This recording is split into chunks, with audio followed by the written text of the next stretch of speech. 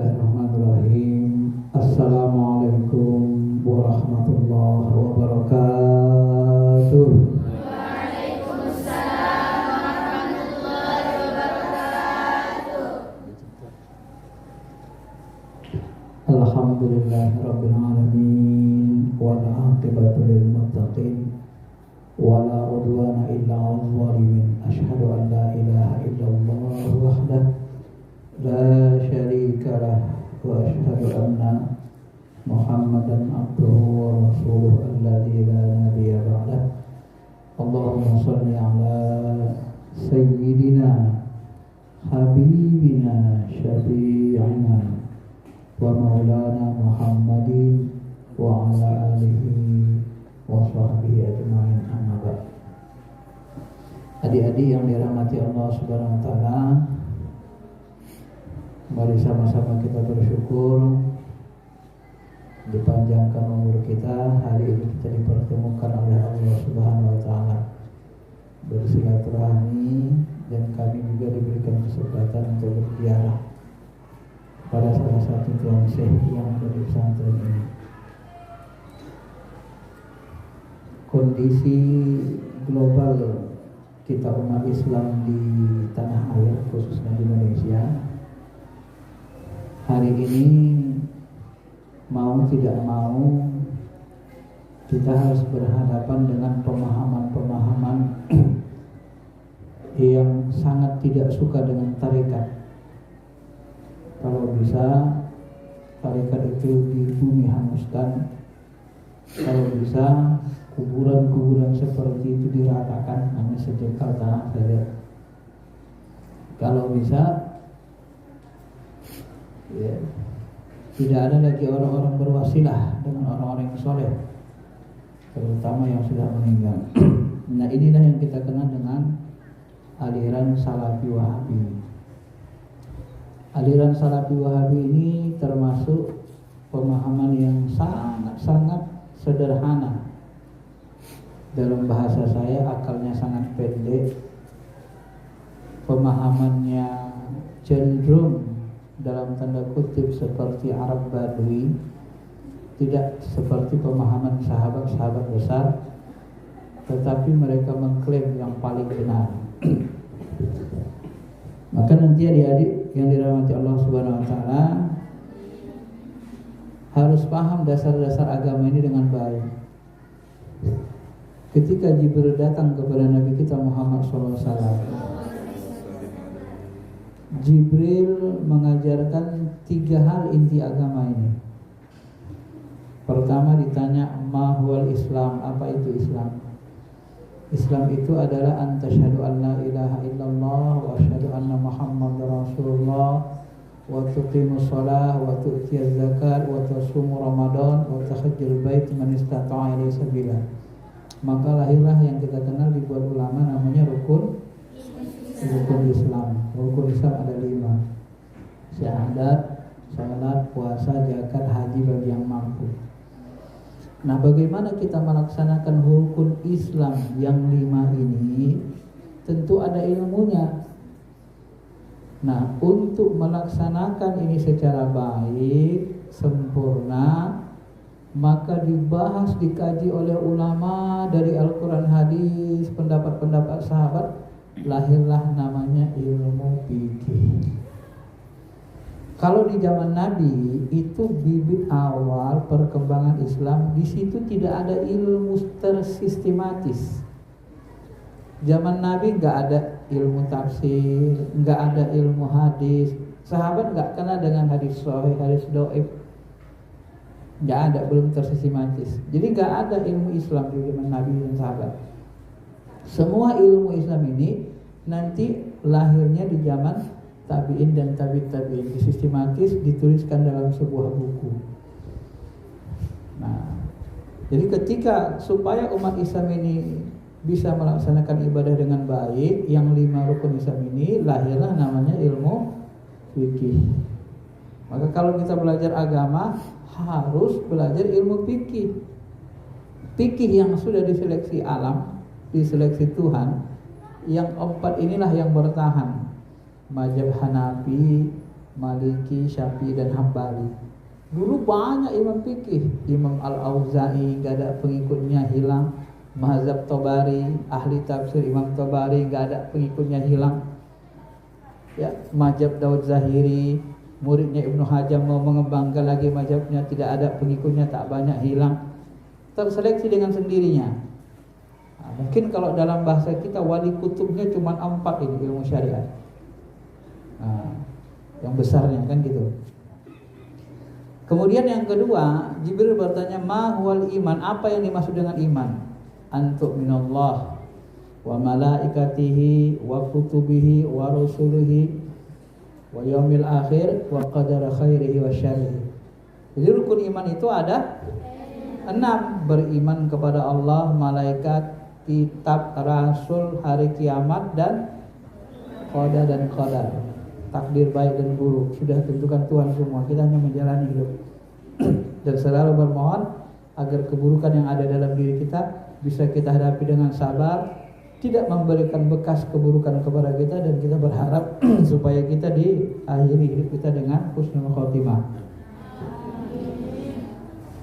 Nah, jadi yang dirahmati Allah Subhanahu wa taala, nah untuk membahas, untuk mengetahui rukun iman yang 6 ini juga harus ada ilmunya. Jadi kita bacalah sejarah macam mana munculnya ilmu tauhid, membahas 6 ini. Nanti muncul awalnya kaum Murji'ah, ya, tauhid Mu'tazilah. Nanti di zaman tabi'in muncul lagi namanya nanti kaum Mu'tazilah, kaum Qadariyah yang tidak mengakui takdir Tuhan tapi mengakui usahanya yang menentukan hidupnya. Muncul kaum Jabariyah, semuanya takdir Tuhan, tak mau dia berusaha. Nah, dalam perjalanan sejarah muncul juga nanti Imam Asy'ari dan Maturidi. Jadi Imam Asy'ari dan Maturidiyah inilah nanti dalam sejarah ilmu tauhid, ilmu kalam yang menggabungkan pemahaman, kekuatan akal dan wahyu. Jadilah sebuah namanya akidah Ahlus Sunnah wal Jamaah. Ya. Nah, jadi kalau kita belajar sejarah, yang dimaksud dengan akidah Ahlus Sunnah wal Jamaah itu Asy'ari dan Maturidi. Ini sudah diakui oleh dunia Islam menurut sejarah ilmu. Lalu tiba-tiba abad ke-18 datanglah Wahabi, membawa akidah cenderung mujassimah dari Ibnu Taimiyah sebelum dia bertasawuf. Dan sekarang disebar ke Indonesia aliran Salafi Wahabi. Dan mereka mengklaim mereka lah Ahlus Sunnah wal Jamaah. Dari mana mereka Ahlus Sunnah wal Jamaah? Bagaimana mereka akidah salaf? Sementara yang salaf itu Imam Asy'ari, mereka baru hidup abad 18. Tapi mereka mengklaim. Nah, orang-orang yang tidak belajar agama, ilmu agama, sejarah ilmu agama secara baik mendalam, ini akan terpengaruh. Jadi banyak sekali pengikutnya nanti orang-orang yang ya di umum baru hijrah ke agama, karena mereka membawa Al-Quran Sunnah, menjual kata harus ada dalilnya Al-Quran Sunnah. Tapi ketika kita ajak mereka bagaimana cara menggunakan dalil dalam fikih, usul fikih, mereka banyak nggak paham. Mereka katakan nanti kias nggak boleh, yang jadi dalil itu Al-Quran Sunnah saja, kias enggak. Kalau nggak ada kias, hancurlah agama kita.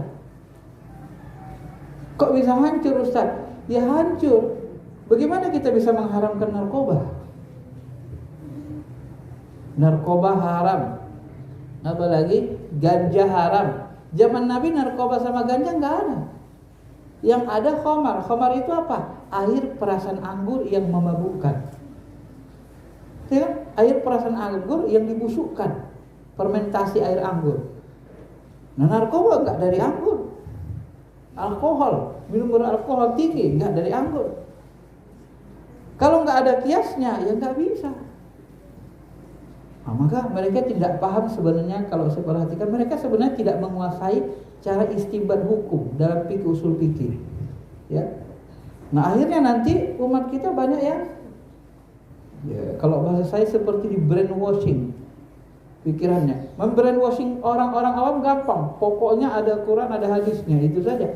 Tapi cara memahaminya nanti banyak bersalah-salahan. Al-Quran hadis ini adik-adik, Al-Quran sunnah ini nggak bisa kita pahami langsung seluruhnya dari teksnya, dari terjemahnya. Tidak semuanya bisa kita pahami langsung. Bahkan kalau kita pahami langsung nanti bisa sesat kita. Ada beberapa ayat dan hadis kalau kita pahami secara tekstual sesat kita. Contohnya apa? Ya. Alladzina amanu wa lam yalbisu imanahum bizulmin. Orang-orang beriman dan tidak mencampurkan keimanannya dengan zalim, dengan perbuatan zalim, dosa. Kalau kita pahami secara langsung, orang beriman kalau dia tidak zalim baru diterima imannya, kalau tidak buat dosa baru diterima imannya. Maka Ibnu Abbas bertanya, ya Rasul, ya bagaimana iman kami bisa terima semua? Kami punya dosa. Berarti iman kami ditolak semua. Bahaya ini ya Rasul. Lalu dijelaskan Rasul, yang dimaksud dengan zulum. Zulum di situ adalah syirik. Inna syirka la zulmun ajim. Hanya iman orang yang syirik yang ditolak. Ya. Tapi kalau kita misalnya pernah mengata-ngatain orang lain, pernah berdusta, itu tidak membatalkan keimanan, tidak membuat kita kafir. Paling-paling nanti membuat kita berdosa. Kalau dosa besar ya fasik, tidak kafir. Tetap tidak kafir kata ulama Ahlussunnah wal Jamaah. Nah, maka nanti aliran ini juga gampang sekali mengkafirkan. Ketika kita baca bukunya salah satu pendirinya Muhammad bin Abdul Wahhab, ada namanya buku Nawaqidul Islam, yang membatalkan keislaman seseorang. Begitu kita baca isinya 10 yang membatalkan keislaman, waduh, baru tahu kita makin seram ini. Kalau orang tidak memiliki ilmu fikih, usul fikih syariat dengan baik, ini memahami buku ini bisa hancur jadi teroris. Maka wajar kalau orang-orang yang membaca ini, ada yang suka mengkafirkan orang ramai, ada yang menghalalkan darah orang beriman. Ya. Kenapa? Karena ilmu syariahnya tidak mumpuni. Contohnya apa? Contohnya, apa hukum orang murtad? Kalau ada orang murtad hukumnya apa? Dibunuh. Nah, ketika kita dikafirkannya kan kita murtad. Barang siapa berwasilah dengan orang soleh, barang siapa yang berwasilah kepada Allah, pakai perantara kepada Allah, maka dia kafir. Maka orang tarikat ini mereka kafirkan. Nah, udah mereka kafirkan, musyrik, gak halal darahnya. Maka di dalam sejarah Wahabi itu, ketika dia berdiri itu orang tarikat banyak dibunuhi. Makanya di Mekah nggak ada lagi tarikat Jabal Qubis, sudah hilang rata dengan tanah. Padahal syekh-syekh kita dulu belajar dulu di Mekah. Sebelum Wahabi berkuasa, syekh-syekh kita semua belajar tarikat di Mekah, di Madinah. Ada tadi yang 40 tahun, ada 20 tahun. Sekarang udah nggak ada lagi. Nah, ini ekspansinya sampai ke Indonesia. Maka adik, hati-hati dengan akidah ini. Sebuah tantangan besar sebenarnya ya, bagi kita yang beragama ini. Nah, untuk membahas iman tadi, rukun iman, maka dimunculkanlah ilmu tauhid, ilmu kalam. Tauhid Ahlussunnah wal Jamaah itu sebahagiannya bertentangan dengan tauhid Salafi Wahabi. Mereka mengharamkan berwasilah. Ya. Wasilah sama mereka dianggap menyembah wasilah. Dalilnya apa? Dalilnya itu tadi, karena mereka nggak jago kias dalam usul fikih, mereka anggap kalau kita berwasilah dengan orang soleh sama dengan menyembah orang soleh. Dalilnya apa? Dalilnya orang musyrik. Orang musyrik berwasilah dengan berhala untuk menyembah Allah. Disamakanlah tuan syekh kita sama berhala. Disamakanlah Nabi Muhammad sama berhala. Mau nggak? Cocok nggak menurut akal adik-adik? Nabi Muhammad orang soleh setara sama dengan berhala. Otak kita kan nggak bisa nerima, tapi mereka paksakan begitu. Itulah analogi tadi, kias mereka gunakan, kias itu analogi. Maka dalam usul fikih namanya kias fasid, analogi fasid. Mana bisa disamakan? Berhala nggak bisa ngapa-ngapain. Ngapain berwasilah sama berhala? Untuk dekatkan diri sama Allah. Tapi kalau Tuhan kalau ulama, mursyid, dia kenal Allah, dia dekat sama Allah. Kita berwasilah sama beliau supaya kita mendapatkan makrifat yang beliau miliki. Ya, supaya kita bisa merasakan apa yang beliau rasakan. Ya kalau berhala bagaimana dia merasakan kehadiran Tuhan? Ngomong aja gak bisa. Inilah ini bahaya sekali sebenarnya akidahnya itu. Ya. Saya tidak akan urai panjang sekali, tapi ini saya kasih gambaran umumnya saja supaya adik belajar agama pun hati-hati. Ya. Yang ketiga, Jibril bertanya, "Ma huwal ihsan?" Apa itu ihsan? Ihsan adalah anta'budullah ka'annaka tarah. Engkau menyembah Allah, salat, zikir persis seperti seperti anna, benar-benar sungguh-sungguh. Tarahu, engkau melihat Allah. Jadi kita nyembah Allah itu benar-benar seperti lihatnya. Kalau nggak mampu, ya rasakan kita diperhatikan, dilihat oleh Allah. Nah, bagaimana cara mendapatkan ilmu ini? Kan harus ada ilmunya kan? Seperti tadi, rukun Islam. Bagaimana cara supaya rukun Islam kita sempurna, bisa dilaksanakan sholat sempurna, puasa, zakat, haji sempurna? Ilmu fikih. Ya, bagaimana kita memahami tauhid tadi, beriman kepada Allah, malaikat? Ilmu tauhid.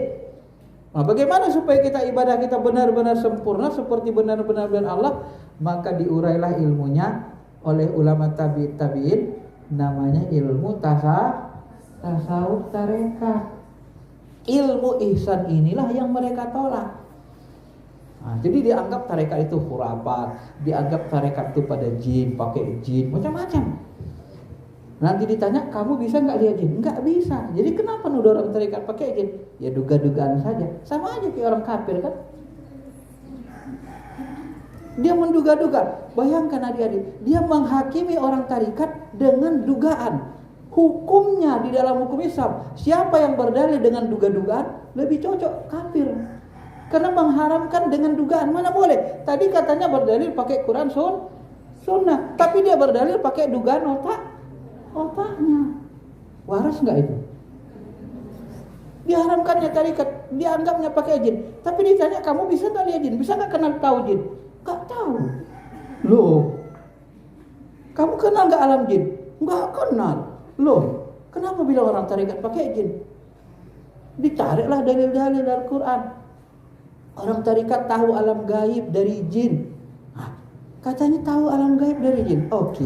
Surah jin mengatakan bahwa sejak turun Al-Quran, turun Nabi Muhammad, turun surah jin itu ngambil berita gaib nggak bisa lagi dipanah-panah api. Loh, berarti kamu kafir dong, kufur dengan ayat ini. Kan Tuhan sudah bilang, jin itu nggak bisa lagi ngambil berita gaib. Bingung dia jawabnya kan? Berarti dugaan kamu salah loh. Coba dia ingkar kepada Al-Quran dan dia tidak sadar itu. Ya, dia tidak sadar itu dan itu membahayakan kita kan. Jadi kita orang tarekat ini mau dibasmi mereka habis-habisan. Dibilanglah kita mengaku wali gila. Apa namanya? Kalau di Jakarta itu ya, wan sehan. Masa ada wali gila? Tak sholat, dia nggak wali. Ini karena dia nggak ngerti mutasawuf. Ya, karena nggak ngerti. Orang yang boleh meninggalkan sholat dalam syariah, dalam fikih siapa? Pertama anak-anak. Ya namanya anak-anak belum balik. Ya kan? Yang kedua orang kafir, dia namanya kafir. Yang ketiga orang gila. Ya, orang gila boleh ninggalin sholat. Yang keempat siapa? Yang mirip seperti gila, setara seperti gila. Siapa itu? Orang tidur. Ada orang tidur nggak bangun-bangun, ya. Atau adik-adik lagi tidur, tiba-tiba berkelahi, main silat waktu tidur. Wah. Ya. Sebelahnya temannya dihajar sama dia. Buah. Tiba-tiba, megap sama dia. Keluar darah dari hidungnya. Dosa nggak kita tadi? Dia tidur, dosa nggak itu? Enggak. Makanya kalau mau buat jahat, gila dulu, biar nggak dosa gitu. Lagi tidur, lagi mimpi. Kalau mimpi kita buat apa orang nggak dosa kan? Tidur. Terus siapa lagi? Orang yang mati suri. Mati suri. Dia mati suri, mati suri diperjalankan Allah. Dia nggak sadar. Itu boleh nggak sholat, nggak bangun-bangun. Yang berikutnya siapa lagi? Orang yang majub. Inilah mereka nggak ngerti syariat. Wali majub itu ditarik Allah rasanya. Saking cintanya dia kepada Allah, dia nggak sadar lagi, tahu dia Allah saja. Nah, orang majub ini itu karena rasa cintanya menggebu-gebu. Di dalam ilmu tarekat disebut majub, ditarik Allah rasanya, dia nggak bisa ngapa-ngapain lagi, tapi cakapnya benar semua. Itu nanti orang nggak sholat. Nah, wali majub ini nggak boleh dicontoh, dan dia meninggalkan syariat, memang nggak sholat. Ya, maka kalau mau boleh meninggalkan syariat yang majub, gila, tidur, boleh mati suri. Ini nggak dibahas orang itu dalam ilmu syariah. Makanya mereka ibaratnya gagal paham. Saya kadang-kadang bilang agak on dikit lah, agak on dulu. Dia kenapa? Nggak belajar syariat dengan baik. Yang majub itu memang nggak ada masalah, yang nggak ada masalah meninggalkan syariat. Memang dia itu sudah masuk dalam dalam posisi seperti gila gitu. Tapi gilanya lain. Malah kita nanti dibilang gila. Kita bilang wali majub gila. Apa dia bilang? Ya. Gilaan mana kamu sama saya, katanya. Ya gilaan apa lah, bapak nggak sholat nggak apa-ngapain. Kamu kan gila dunia, aku gila Tuhan, katanya. Nah itu bedanya kan. Dia Allah saja, di hati itu Allah, nggak ada yang lain. Itu majub, itu seperti ditarik betul harasannya itu. Nggak bisa lagi dia buat apa-apa, ke Tuhan saja. Ya. Nah menurut ilmu tasawuf begitu. Nah itu boleh meninggalkan syariat. Dah hukumannya terserah Allah nanti. Bukan berarti. Nah, maka kita harus pahami dia hukum syariatnya sama dengan orang gila, karena ditarik akalnya itu tidak berfungsi lagi. Makanya ngomongnya ngelantur-ngelantur kan. Dan orang seperti itu nggak boleh dicontoh. Kenapa? Karena meninggalkan syariat. Nah, jangan dicontoh wali yang meninggalkan syariat yang maju. Yang dicontoh wali kan ada wali percontohan, wali kutub, Syekh Abdul Qadir Jilani, Bahauddin Naqsabandi. Itu kan nggak meninggalkan syariat. Ibnu Arabi. Bahkan mereka bilang ketika mereka sudah sampai dekat dengan Allah, mi'raj dengan ruhaninya, apa mereka katakan? Tidak ada wali setinggi apapun tingkat wali, tidak ada yang boleh membawa syariat baru. Syekh Abdul Qadir Jilani mengatakan begitu, Ibnu Arabi mengatakan gitu. Semua wali Allah ini menguatkan, menegaskan kebenaran syariat yang dibawa Nabi Muhammad, karena mereka itu penerus Nabi, warasatul anbiya, bukan membuat syariat baru. Nah, maka dituduhlah orang tarekat buat syariat baru. Nah, inilah kecelakaan pemahaman yang mereka lakukan. Jadi mereka itu banyak melakukan buhtanan azim, dusta yang besar terhadap orang tarekat. Orang tarekat itu dituduh nyembah kubur. Jadi saya bilang gini, saya S1-nya, saya belajar agama dari umur 6 tahun. Sekolah diniyah, SD pagi, sorenya diniyah, masuk lagi MT, sorenya ngaji lagi, les lagi, masuk lagi aliyah, sorenya les lagi, kemudian S1 lagi, ya, kemudian kursus lagi bahasa Arab, S2 lagi, S3 lagi. Jadi kalau dihitung-hitung mungkin ada 40 tahun lebih saya belajar. Dari 6 tahun sekarang 48, berarti sekitar 42 tahun. Adik-adik yakin nggak? Saya udah belajar agama 42 tahun. Tiba-tiba saya ziarah kubur, nyembah kubur. Percaya nggak? Hah? Masa udah belajar agama, udah dokter, malah menyembah kuburan? Bego nggak? Bego nggak? Bego. Yang bego sayanya tuh mereka. Mereka yang nuduh kan? Gak mungkin lah, kita udah belajar agama 42 tahun, masa ujung-ujungnya nyembah kubur, nyembah orang mati. Berarti dia dustain saya kan? Kamu bego loh. Kamu tuduh saya nyembah kubur, saya udah belajar agama 42 tahun. Kamu anggap saya gak bisa menandai mana Allah, mana kuburan, mana Allah, mana makhluk, mana Allah.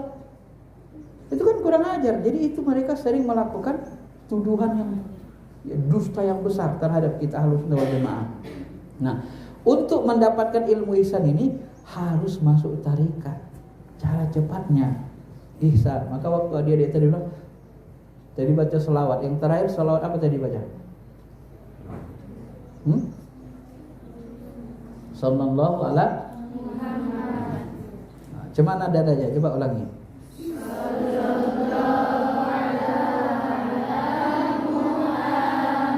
Iya lagi. Sallallahu alaihi wasallam.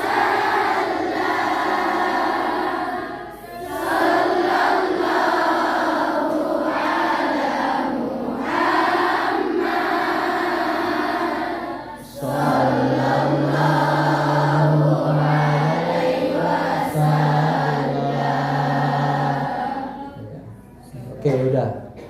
Ya, sebagian masih kelaparan. Puasa ya? Iya, karena puasa itulah maka kelaparan. Ya kan? Nah, kalau kita masuk tarikat, hidup hati kita, kata Syekh Abdul Qadir ini, talqin itu asyhadu an la ilaha illallah wa asyhadu anna muhammadar rasulullah. Kalau kita sudah talqin baiat, dapat talqin, maka bibit tauhid tadi masuk ke dalam hati kita. Kenapa? Karena yang membaiat kita syekh-syekh yang kenal dengan Allah. Di situlah diperlukan baiat. Jadi orang yang baiat itu seperti dapat bibit unggul masuk ke hati. Lalu kita ikuti zikirnya di tarikat, begitu dibacakan sholawat, itu langsung nangis. Saya tadi baca langsung nangis. Beliau pun mengucapkan Nabi langsung nangis. Kenapa? Karena di dalam sudah hidup, sudah diterpa dengan zikir. Kalau orang Wahabi dibacakan sholawat, mana begitu mereka, nggak ada rasanya, kopong, nggak hidup hatinya. Maka untuk membuat hati kita khusyuk, itulah dikatakan Imam Syafi'i, hendaklah kalian bertasawuf. Supaya apa? Supaya kalian merasakan nikmatnya ibadah. Maka ilmu ihsan ini hanya kita peroleh di dalam ilmu tasawuf. Maka Syekh Abdul Qadir keras katanya, wa ma khalaqtul jinna wal insa illa liya'budun. Allah tidak menciptakan jin dan manusia kecuali untuk beribadah. Apa yang dimaksud dengan beribadah? Beribadah adalah mengenal, liya'rifun. Kata Ibnu Abbas, kata Syekh Abdul Qadir Jilani. Yang dimaksud dengan liya'budun, menyembah adalah mengenali Allah.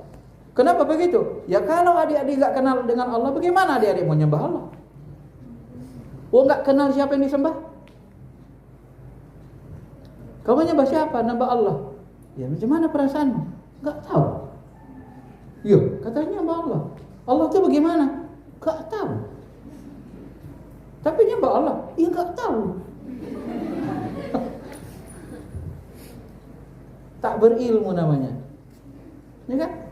Maka di dalam ilmu tasawuf ini kita diajari, kata Syekh Abdul Qadir Jilani, ilmu syariat ini dia hanya bisa mengantarkan kita kepada makrifat sifat, makrifat asma. Kenal kita sifat asma Allah. Lihat langit itu, kebesarannya, Masya Allah.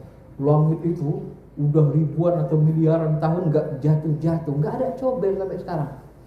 Bangunan ini 100-200 tahun nanti ada yang kopong, ada yang dimakan ulat, ada yang catnya jatuh, ya kan? Tapi langit itu Allah ciptakan gak ada. Siapa yang buat begitu langit? Gak pakai tiang, gak hancur-hancur. Ribuan tahun, miliaran tahun, kalau bukan Allah. Nah itu kita lihat afalnya, kebesarannya. Tapi kalau kita belajar tarikat, nanti kita diajari ma'rifat jat. Kenal kita jat Allah itu gimana. Seperti diajarkan Tuhan saya. Kenal kita. Dikasih Tuhan saya tahu, ini ma'rifat jat itu. Dikasih tahu jat Allah itu. Atau mendekati jat. Itulah kelebihan masuk tarikat. Nah kalau kita sudah kenal dengan Allah, yaitu nyembah Allah itu enak nikmat. Kita benar-benar melihat dia, tahu kita sampai marifat pengetahuan kita, marifat jat lagi. Ya kalau sudah kenal, ya enak nyembah dia kan. Tahu kita sambil sembah.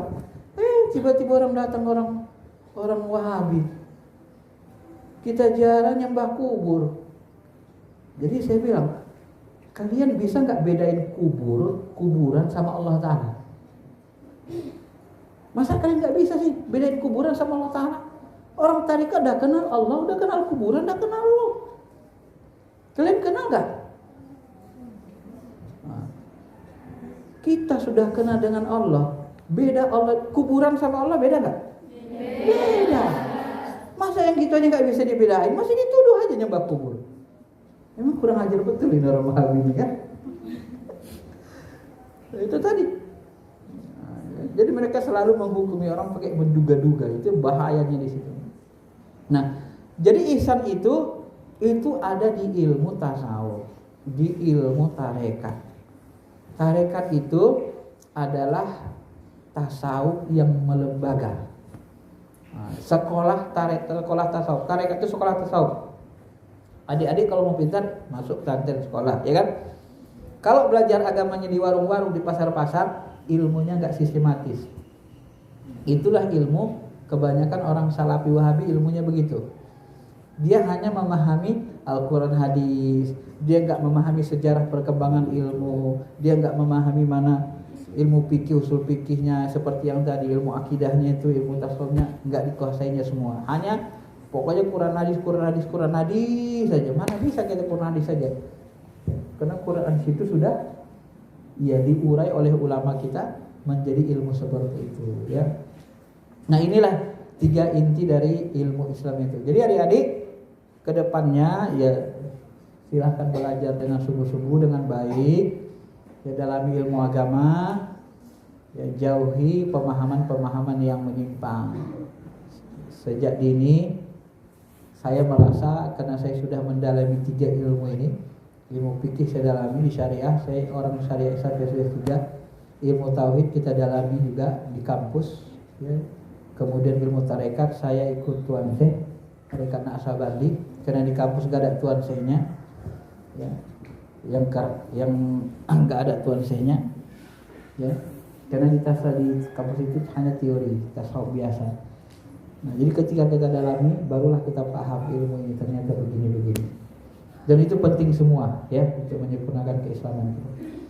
Saya kira itu saja karena waktunya sudah ini juga. Mudah-mudahan adik-adik bisa memahaminya dan mudah-mudahan adik-adik juga bisa lebih semangat belajar, ya.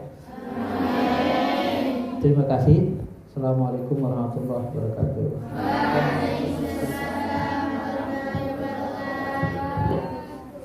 Ya, adik-adik sekalian,